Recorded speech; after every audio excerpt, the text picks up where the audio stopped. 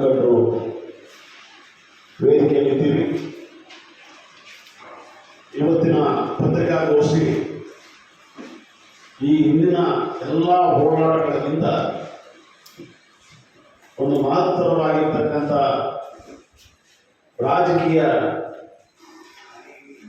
ನಿರ್ಧಾರಕ್ಕಾಗಿ ಆಡಳಿತಾರೂಢ ಕಾಂಗ್ರೆಸ್ ಪಕ್ಷದ ಮೇಲೆ ಒತ್ತಡ ತರತಕ್ಕಂಥ ಒಂದು ಪತ್ರಿಕಾಗೋಷ್ಠಿ. ಈ ಪತ್ರಿಕಾಗೋಷ್ಠಿಯಲ್ಲಿ ನಾನು ಡಾಕ್ಟರ್ ಎಂ ವೆಂಕಟಸ್ವಾಮಿ, ಸುರೇಶ್ ರಾಜ್ ಅವರು ನಮ್ಮ ಜೊತೆಗಿದ್ದಾರೆ. ಹಾಗೆಯೇ ಚಾಮರಾಜನಗರದಿಂದ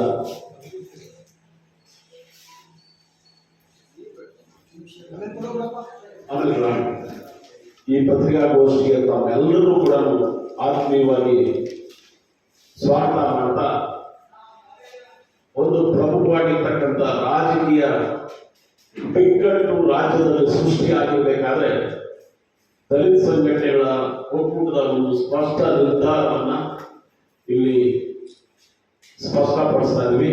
ಅದು ದಲಿತ ಮುಖ್ಯಮಂತ್ರಿ ಹೋರಾಟ ಮತ್ತೊಂದು ಮಜಲನ್ನ ಇಲ್ಲಿ ತಮಗೆ ಹೇಳೋದಕ್ಕೆ ನಾವೆಲ್ಲ ಬಂದಿದ್ದೇವೆ.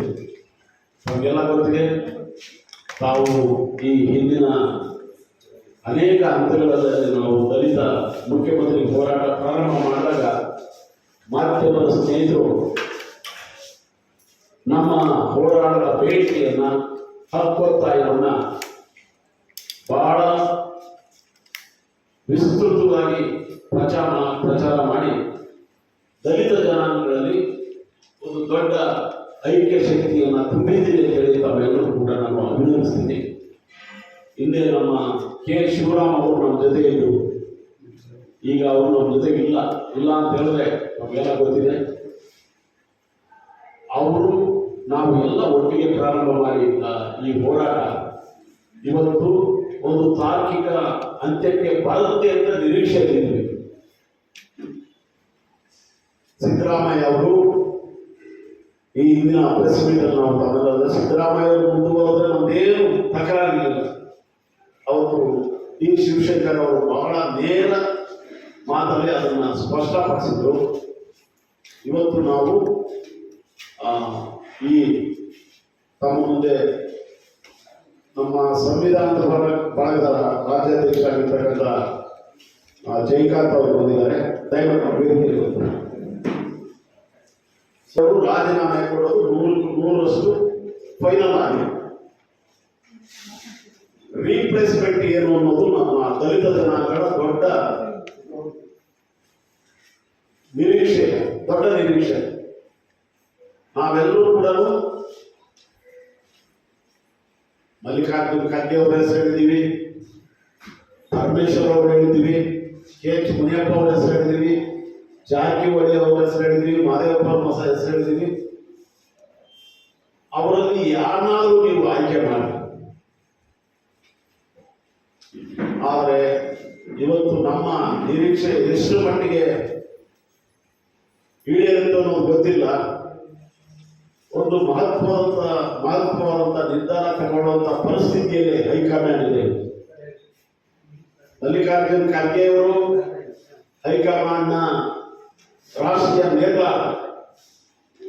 ನಮಗೆ ಎಲ್ಲರಿಗೂ ಕೂಡ ಅನುಮಾನ ಇರುವಂತದ್ದು, ರಾಹುಲ್ ಗಾಂಧಿಯವರು ರಾಷ್ಟ್ರೀಯ ಅಧ್ಯಕ್ಷರಿಗೆ ಸ್ವತಂತ್ರವಾದಂತ ನಿರ್ಧಾರ ತಗೊಳ್ಳೋಕೆ ಅವಕಾಶ ಕೊಡ್ತಾರ ಇಲ್ಲ ಅಂತ.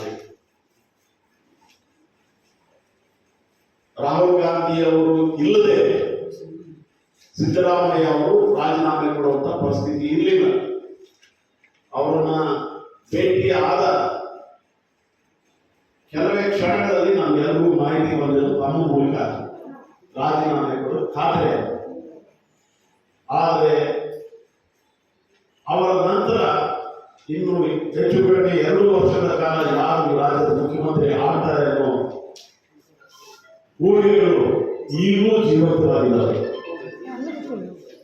ಅದಕ್ಕೆ ನಾವು ಸ್ಪಷ್ಟವಾಗಿ ಹೇಳ್ತಾ ಇದ್ದೀವಿ, ಖರ್ಗೆ ಅವರು ಬರಲಿ, ಇಲ್ಲ ಅಂತ ಹೇಳಿದ್ರೆ ಅರ್ಹತೆ ಇರತಕ್ಕಂಥ ಎಲ್ಲಾ ರೀತಿಯಲ್ಲೂ ಅರ್ಹತೆ ಇರತಕ್ಕಂಥ ಮತ್ತು ಸೀನಿಯಾರಿಟಿ ಇರತಕ್ಕಂಥ ಅನುಭವ ಇರತಕ್ಕಂಥ ಪರಮೇಶ್ವರ್ ಅವರು ಇದ್ದಾರಲ್ಲ, ಯಾಕೆ ಮಾಡಬಾರ್ದು? ಇದು ನೇರ ಪ್ರಶ್ನೆ ನಾವು ರಾಹುಲ್ ಗಾಂಧಿ ಅವರಿಗೆ ಹಾಕ್ತಾ ಇರತಕ್ಕಂಥ ಪ್ರಶ್ನೆ. ಈ ಹಿಂದಿನ ದಿನಗಳಲ್ಲಿ ಬಸವಲಿಂಗಪ್ಪ ಅವರಾಯಿತು, ಎನ್ ರಾಜಶೇಖರ್ ಅವರಾಯಿತು, ರಘುನಾಥ್ ಅವರಾಯಿತು, ಅಂತಿಮವಾಗಿ ಖರ್ಗೆ ಅವರೇ ಕೆಪಿಸಿಸಿ ಪ್ರೆಸಿಡೆಂಟ್ ಇದ್ದಾಗಲೂ ಕೂಡ ಹೈಕಮಾಂಡ್ ದಲಿತ ಜನಾಂಗಕ್ಕೆ ದ್ರೋಹ ಬಂದಿದೆ. ಈಗ ಪರಿಪಕ್ವ ಕಾಲ ಬಂದಿದೆ. ಯಾವುದೇ ಕಾರಣಕ್ಕೂ ನೀವು ದಲಿತರಲ್ಲದೆ ಬೇರೆ ಯಾರನ್ನಾದರೂ ನೀವು ಮುಖ್ಯಮಂತ್ರಿ ಆದರೆ ದಲಿತ ಜನಾಂಗದ ಸಿಟ್ಟು ಎಲ್ಲಿ ಬರುತ್ತೆ, ಅದರಲ್ಲಿ ಕಾಂಗ್ರೆಸ್ ಏನಾಗುತ್ತೆ ಅನ್ನೋದನ್ನು ಊಹೆ ಮಾಡೋಕ್ಕಾಗಲ್ಲ ಅನ್ನೋ ಸ್ಥಿತಿಯಲ್ಲಿ ನಾವು ತಲುಪಿದ್ದೀವಿ. ನಾವು ನೇರವಾಗಿ ಹೇಳ್ತಾ ಇದ್ದೀವಿ, ರಾಹುಲ್ ಗಾಂಧಿ ಅವರು ಈ ವಿಚಾರದಲ್ಲಿ ದಲಿತ ದ್ರೋಹಿಯಾಗಿ ಇರ್ತಾರೋ ಇಲ್ಲಾಂದ್ರೆ ದಲಿತ ಪರವಾಗಿರ್ತಾರೋ.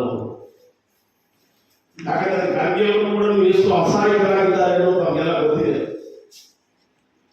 ಈ ಕಾರಣಕ್ಕಾಗಿ ಏನು ಎಲೆಕ್ಷನ್ ಅನ್ನು ಬರ್ತಾ ಇದೆ, ಲೋಕಲ್ ಬಾಡಿ ಎಲೆಕ್ಷನ್, ತಾಲೂಕು ಪಂಚಾಯತಿ, ಜಿಲ್ಲಾ ಪಂಚಾಯತಿ, ಬೆಂಗಳೂರು ನಗರದ ಸಿಬಿಐ ಎಲೆಕ್ಷನ್ಸ್, ಅದರ ಬೆನ್ನಲ್ಲೇ 2025 ಎಲೆಕ್ಷನ್ ವಿಧಾನಸಭೆ ಬರ್ತಾ ಇದೆ.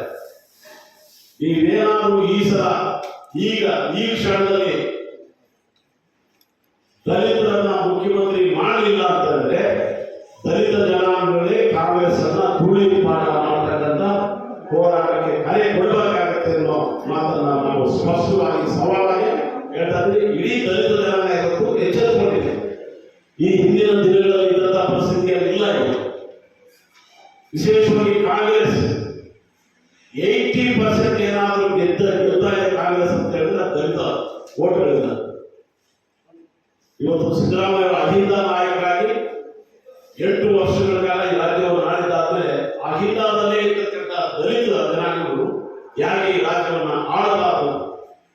ಯಾಕೆ ಪರಮೇಶ್ವರ್ ಬಗ್ಗೆ, ಖರ್ಗೆ ಬಗ್ಗೆ, ಕೆ ಎಚ್ ಮುನಿಯಪ್ಪ ಬಗ್ಗೆ, ಜಾರಕಿಹೊಳಿ ಬಗ್ಗೆ ಅವರ ಅರ್ಹತೆ ಇಲ್ಲ ಅಥವಾ ಅವರು ಆಡಳಿತ ನಡೆಸಕ್ಕಾಗಲ್ಲ ಏನಾದರೂ ಹೈಕಮಾಂಡ್ಗೆ ಅಪನಂಬಿಕೆ ಇದೆ. ಆ ಅಪನಂಬಿಕೆಯನ್ನ ಬಿಟ್ಟಾಗಿ ನಂಬಿಕೆ ಅವರಿಗೆ ವಿಶ್ವಾಸನ ತೋರಿಸಿ, ಇಲ್ಲಾಂದ್ರೆ ಹೈಕಮಾಂಡ್ ನೇರವಾಗಿ ರಾಹುಲ್ ಗಾಂಧಿ ಅವರಿಗೆ ವಿಶ್ವಾಸ ಹೋಗಿ ದಲಿತರು ಎಂದು ನಾವು ಘೋಷಣೆ ಮಾಡಬೇಕಾಗುತ್ತೆ ಅನ್ನೋ ಮಾತನ್ನು ಹೇಳಿ ಈಗ ಡಿ ಶಿವಶಂಕರ್ ಅವರ ಆತಂಕ ಕಾಡ್ತಾ ಇದೆ. ನಾವು ಪ್ರಜಾಪ್ರಭುತ್ವ ವ್ಯವಸ್ಥೆಗಿದ್ದೀವ, ಪ್ರಜಾಪ್ರಭುತ್ವದ ಹೆಸರಿನ ಒಂದು ಸರ್ವಾಧಿಕಾರಿ ನಿರ್ಣಯ ತಗೊಳ್ಳೋ ವ್ಯವಸ್ಥೆಗಿದ್ದೀವ ಅಂತ ನಮ್ಗೆ ಆತಂಕ ಕಾಡ್ತಾ ಇದೆ.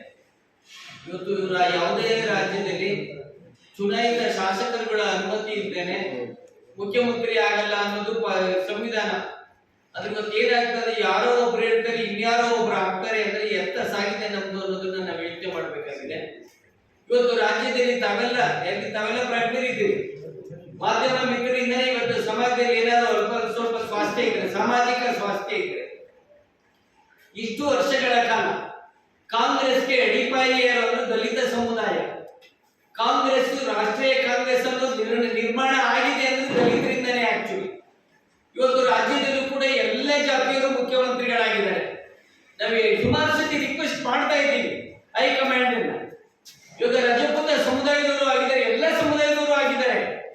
ಆದ್ರೆ ಸಂಖ್ಯೆಯಲ್ಲಿ ಹೆಚ್ಚಿರುವಂತ ದಲಿತರು ಯಾಕೆ ಮುಖ್ಯಮಂತ್ರಿಗಳಾಗ್ತಾ ಇಲ್ಲ ಅನ್ನೋ ಒಂದು ಆತಂಕ ದಲಿತ ಸಮುದಾಯಕ್ಕಿದೆ. ಇವತ್ತು 24.5% ಇರುವಂತ ಜನಸಂಖ್ಯೆಯಲ್ಲಿ ಇವತ್ತು 2% ಇರೋರು, 3% ಇರೋರು, 5% ಇರೋರು, 7% ಇರೋರನ್ನ ಮುಖ್ಯಮಂತ್ರಿಗಳನ್ನಾಗಿ ಮಾಡುವಂತ ಒಂದು ಹೈಕಮಾಂಡ್ ಅಥವಾ ಯಾವುದೇ ರಾಜಕೀಯ ಪಕ್ಷಗಳು 24% ಇರುವಂತ ದಲಿತರಿಗೆ ಯಾಕೆ ಮಾಡ್ತಿದ್ದಾರೆ?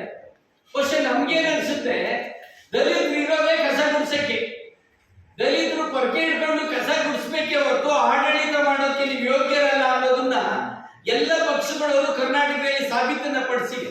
ಯಾಕೆಂದ್ರೆ ಸ್ವತಂತ್ರ ಬಂದು 79 ವರ್ಷ ಆಗ್ತಾ ಇದೆ, ಸಂವಿಧಾನ ಬಂದು 77 ವರ್ಷ ಆಗ್ತಾ ಇದೆ.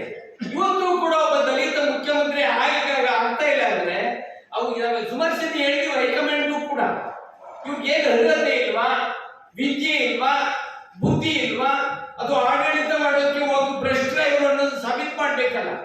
ಇವತ್ತು ನಾವು ಇನ್ನು ದಲಿತರು ಮುಖ್ಯಮಂತ್ರಿ ಕೊಡಿ ಅಂತ ಹೇಳ್ತೀನಿ, ದಲಿತರೆಲ್ಲ ಉದ್ಧಾರ ಆಗ್ತಾರೆ ಅಂತ ಅಲ್ಲ.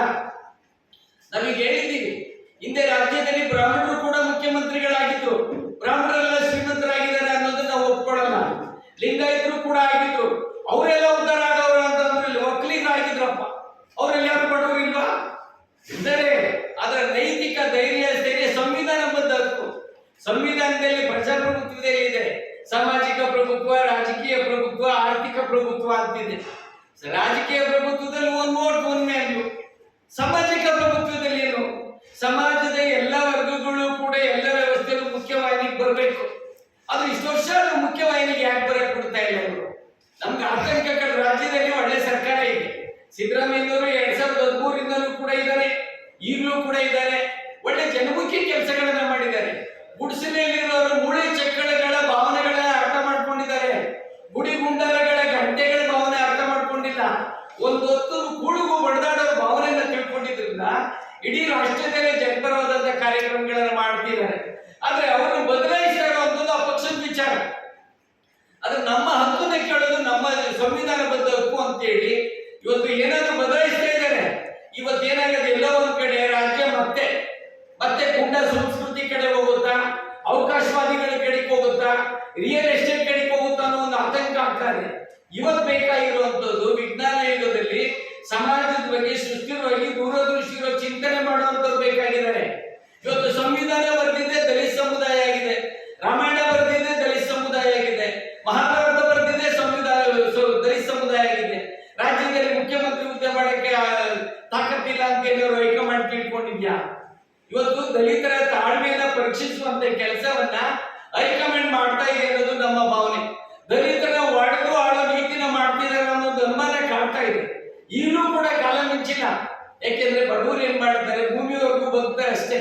ಅದು ಇತಿಹಾಸ ಹೇಳಿದೆ. ಅಂಬೇಡ್ಕರ್ ಕೂಡ ಹೇಳಿದ್ದಾರೆ, ಸಾಮಾಜಿಕ ಸಮಾನತೆ, ಆರ್ಥಿಕ ಸಮಾನತೆ ತರದ ಹೊರತು ನಿಮ್ಮ ರಾಜಕೀಯ ಸಮಾನತೆಯಲ್ಲೇ ಆಟ ಆಡ್ತಾ ಇದ್ರೆ ಭಾರಿ ದಿನ ಉಳಿಯಲ್ಲ. ಹೊಟ್ಟೆ ಸಿಟ್ಟೇನಾದ್ರೂ ಬಡವರು ಅಟ್ಟೆಗೆ ಬಂದ್ಬಿಟ್ರೆ ಸಮಾಜದಲ್ಲಿ ಆಗುವಂಥದ್ದು ಶಾಂತಿ ವಾತಾವರಣ ಕರ್ದೋಗುತ್ತೆ, ಅಶಾಂತಿ ವಾತಾವರಣ ಉಂಟಾಗುತ್ತೆ. ಆ ಸಾಮಾಜಿಕ ಇಂಬ್ಯಾಲೆನ್ಸ್ ಹ್ಯಾಂಡಲ್ ಮಾಡಕ್ಕಾಗಲ್ಲ ಅಂತ ಬಾಬಾ ಸಾಹೇಬ್ ಅಂಬೇಡ್ಕರ್ 1949 ನವೆಂಬರ್ 25ರಲ್ಲಿ ಹೇಳಿದ್ದಾರೆ. ಇವತ್ತೇನಾಗಿದೆ, ದಲಿತರಿಗೆ ಮೂತಿಗೆ ತುಪ್ಪವನ್ನು ಸವರುವಂತ ಕೆಲಸವನ್ನ ಆಳುವವರುಗಳು ಮಾಡ್ತಾರೆ. ಇವತ್ತು ದಲಿತರ ತಾಳ್ಮೆನ ಪರೀಕ್ಷೆ ಮಾಡ್ತಿದ್ದಾರೆ.